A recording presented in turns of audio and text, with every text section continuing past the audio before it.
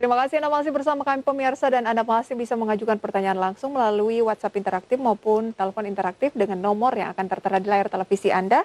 Dan berikut akan kita simak rekomendasi saham pilihan pemirsa dari Bapak Henry Widiantoro, Equity Analyst RDK Elite Sekuritas berikut ini.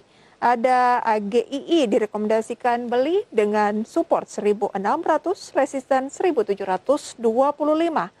Inco direkomendasikan juga buy dengan support 5.300, resisten 5.600. Tins buy support 1.650, resisten 1.800 dan buy on breakout Antam support 2.600, resisten di 2.750 dan tadi sudah kita bahas 3 diantaranya kecuali Tins nih. Bagaimana dengan Tins Pak Henry? Kita lihat Tins itu sendiri ya, secara performa keuangan kita bandingkan net income di tahun ini, kuartal 1 tahun ini dengan tahun lalu cukup positif, mana tahun lalu memang di sini membukukan laba yang negatif 412 miliar untuk ruginya, namun sekarang sudah berhasil membukukan laba kurang lebih 10 miliar rupiah untuk Q1 tahun 2021 di sini. Tentu ini menarik ya, ditambah dengan komoditas timahnya yang meningkat dan juga keseriusan dari pemerintah untuk menggarap industri holding bateri di sini. Nah, untuk itu Anda masih menyarankan Tins ya? Yes, betul sekali Mbak untuk Tins. Oke, Tins closing di 16.95, sementara support di 16.50, berarti masih dalam range buy ya? Yes, masih dalam range buy untuk Tins di situ. Ada target di 1.800, jangka pendek saja berarti untuk Tins? Yes, betul sekali. Jangka pendek untuk 1.800 untuk Tins itu sendiri. Oke. Itu dia untuk saham pilihan pemirsa. Ada yang jangka panjang juga masih menarik, ada yang buy on weakness, ada yang bisa Anda lakukan cicil beli saat ini juga ya. Kita ke WhatsApp interaktif Pak Henry dari Pak Rudi di Malang. Selamat sore Pak Rudi. Menanyakan proyeksi EMTK atau MTEK ya. Punya di 2560. Kira-kira untuk short term bagaimana Pak Rudi? Maksud saya adalah Pak Henry ya. Siap Mbak, siap. Nah kita lihat Pak Rudi, di mana Pak Rudi punya harga MTEK di level 2.560. Nah secara teknikal, untuk MTEK itu cukup menarik Pak. Kita lihat level support mayor ya, support jangka menengah untuk MTEK yaitu berada pada level support 2.500 di sini. Support 2.500 apabila terkonfirmasi breakout ke atas atau terjadi pullback dari 2.500, kita lihat MTK masih ada potensi untuk bergerak uptrend pada level resistennya yaitu di level resisten 2.800. Nah, strateginya bagaimana? Apabila Bapak Rudi sudah punya untuk MTK-nya, saya rasa lebih hold terlebih dahulu untuk MTK-nya karena masih ada potensi untuk MTK. Kita lihat beberapa indikator stokastik sudah berada pada area oversold untuk MTK-nya, yang mana ini berarti MTK sudah berada pada fase jenuh jual. Terus kemudian volumenya juga transaksi meningkat terus untuk saat ini MTEK. Tentunya ini akan menjadi peluang yang cukup bagus di mana setelah penurunan yang cukup signifikan terjadi konsolidasi di sini untuk MTEK. Oke, MTEK akan tidak menarik kalau turun di level berapa?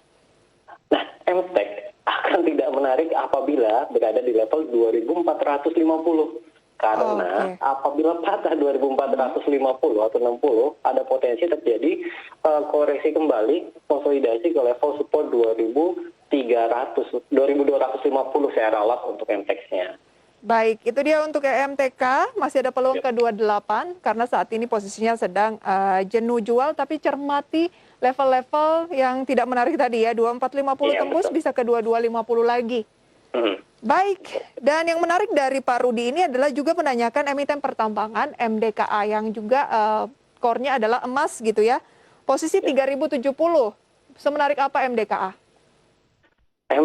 MDKA posisi berapa tadi Pak? Di 3070. 3070, oh dekat sekali ya. Di mana Pak Rudi juga mempunyai saham MDKA. Nah, bagaimana potensinya untuk MDKA? MDKA kita lihat secara jangka panjang dari tahun 2018 sudah sempat ke level high-nya waktu itu di level all time high-nya di level 3.240 ya. Nah, secara jangka pendek kita lihat pergerakannya untuk MDKA bergerak cukup sideways setelah terjadi konsolidasi di sini melalui penguatan, terus kemudian penguatan cukup signifikan 2 hari berapa hari kemudian konsolidasi di sini. Nah, bagaimana untuk MDKA?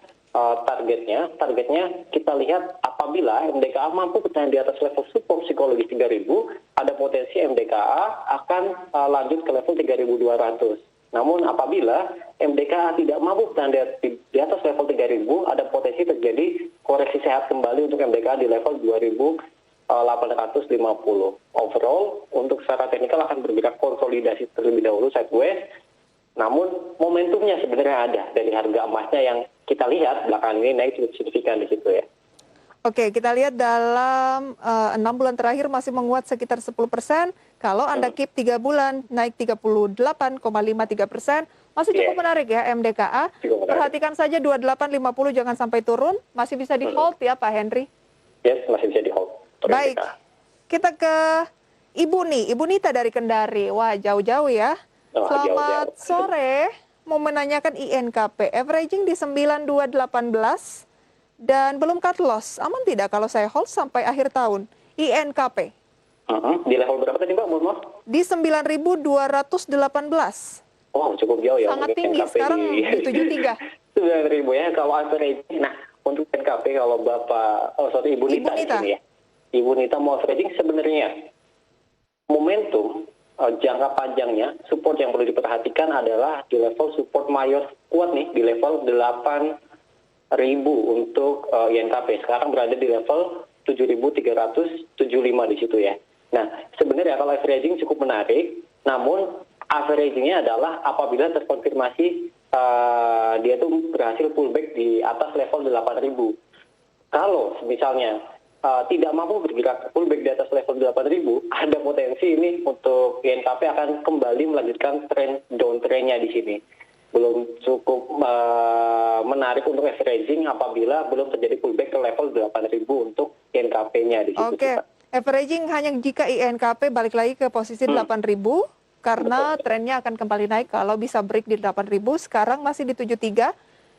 Dan kita lihat bahwa year to date masih ada potensi ya, mengingatkan tahun ini sempat di 15.500-an ya. Yes, 15.550.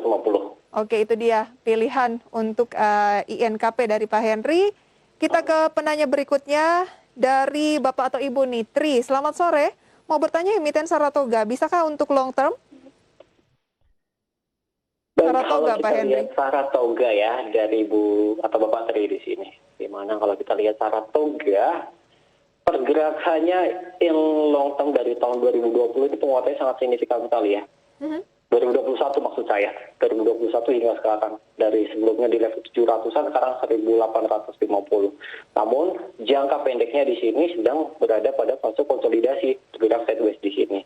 Nah, bagaimana skenario-nya untuk Saratoga? Saratoga layak koleksi apabila Saratoga itu mampu bertahan di atas level support 1.760 sebagai catatan. Apabila 1.760. 1.760. Yes, apabila mampu bertahan di atas level tersebut ya, 1.760. Layak untuk akumulasi. Sekarang kan di 1.850.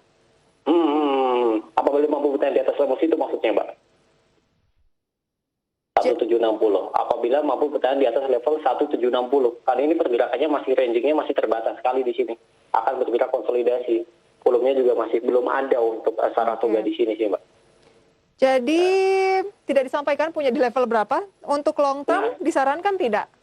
Nah, untuk long term kita bisa lihat untuk Saratoga. Namun kembali lagi bahwa Saratoga di situ apabila Bapak Ibu lihat bid and offer-nya, Saratoga itu cukup terbatas ya untuk bid offer-nya. Jadi kalau Bapak Ibu trading dengan nominal yang cukup besar, ketakutannya adalah ketakutan di masalah likuiditas yang mana nggak bisa jualan di situ. Oke, spekulatif ya?